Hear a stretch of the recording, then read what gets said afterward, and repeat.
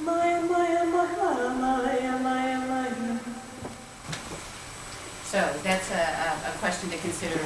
How does a representative piece like that, or non-representative piece like that by Ellen Sondheim, what remains, really problematize the issues of space, of bodies, of text, of representation, and how we work within the cross sections of media and culture and art and innovation.